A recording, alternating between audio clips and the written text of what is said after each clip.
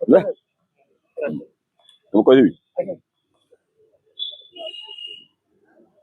ଆପଣ ମାନେ ଦେଖନ୍ତୁ ବମ୍ବେର ସିଙ୍ଗର ଆସିବା ବନ୍ଦ ହେଇଯାଇଥିଲେ ଓଡ଼ିଶା।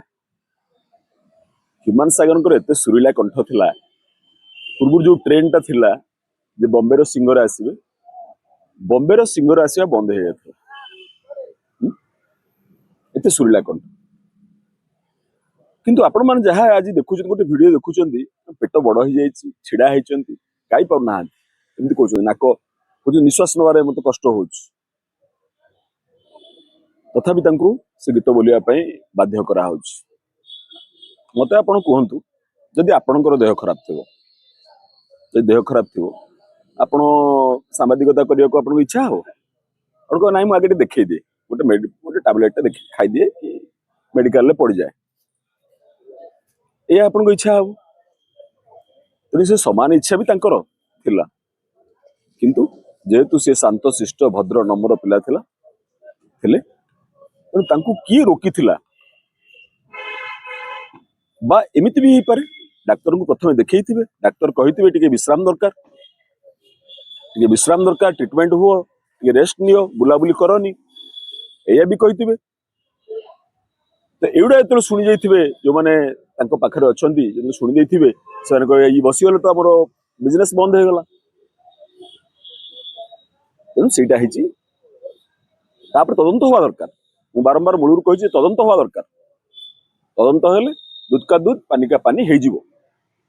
ଆଉ ଗୋଟିଏ କଥା ଏବେ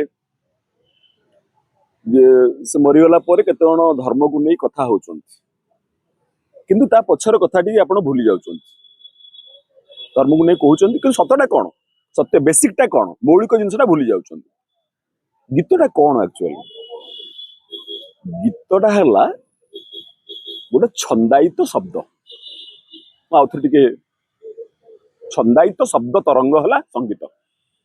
ଛନ୍ଦାୟିତ ଶବ୍ଦ ତରଙ୍ଗ ଅର୍ଥପୂର୍ଣ୍ଣ ଛନ୍ଦାୟିତ ଶବ୍ଦ ତରଙ୍ଗ ହେଲା ସଙ୍ଗୀତ। କଣ ଆଉ ଟିକେ ମୁଁ ବୁଝେଇ ଦଉଛି। ମନେକର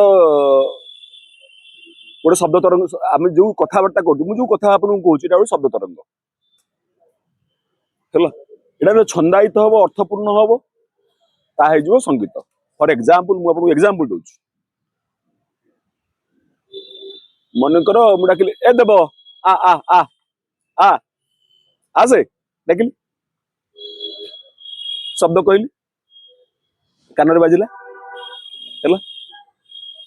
ମୁଁ ଏଟାକୁ ଛନ୍ଦାୟିତ ଶବ୍ଦ ତରଙ୍ଗରେ ମନେକର କହୁଛି ରରେ ଛନ୍ଦାୟିତ ଶବ୍ଦ ତରଙ୍ଗରେ ଗପୁଛି। ଏଇ ତ ଇଏ ମ୍ୟୁଜିକ ଡାଇରେକ୍ଟର ଠିଆ ହେଇଛନ୍ତି ବାବୁ ସାମ୍ବାଦିକ ସହିତ ମ୍ୟୁଜିକ ଡାଇରେକ୍ଟର।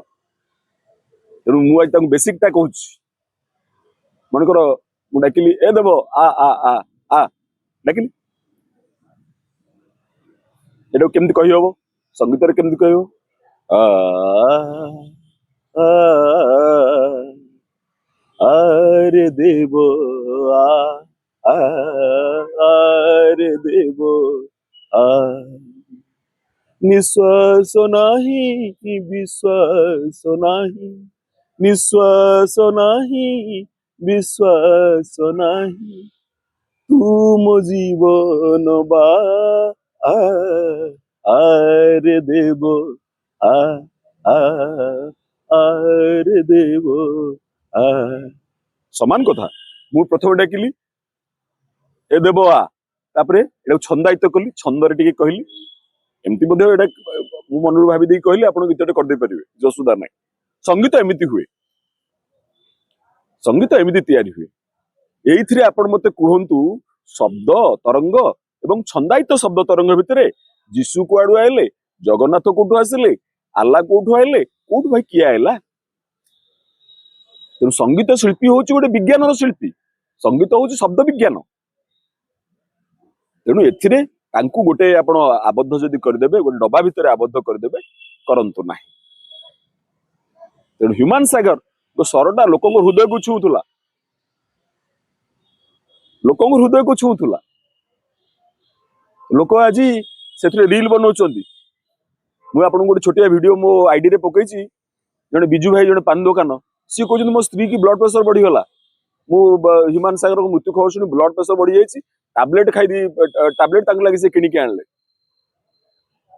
ତେଣୁ ସଙ୍ଗୀତର ଯୋଉ ଯୋଉ ବଳଟା, ଯୋଉ ଏନର୍ଜିଟା, ଶକ୍ତିଟା ଏମିତି ଅଧିକା। କାହିଁକି ନାଇଁ, ଛନ୍ଦରେ ଯେତେବେଳେ ସଙ୍ଗୀତରେ ଯାଏ ସେଟା ଆପଣଙ୍କ ଭିତରେ ପଶିଯାଏ। ମୋ କଣ୍ଠ ଟିକେ ଇଏ ନାହିଁ, କିନ୍ତୁ ତାଙ୍କର ଯୋଉ ସୁରିଲା କଣ୍ଠ ଥିଲା, ସେଇ ସୁରିଲା କଣ୍ଠଟା ଭିତରେ ପଶି ଯାଉଥିଲା। ତେଣୁ ଆପଣ ସମସ୍ତେ ମୌଳିକ କଥା ଟିକେ ବୁଝନ୍ତୁ, ବିଜ୍ଞାନ ଟିକେ ବୁଝନ୍ତୁ। ଧନ୍ୟବାଦ, ପ୍ରଣାମ।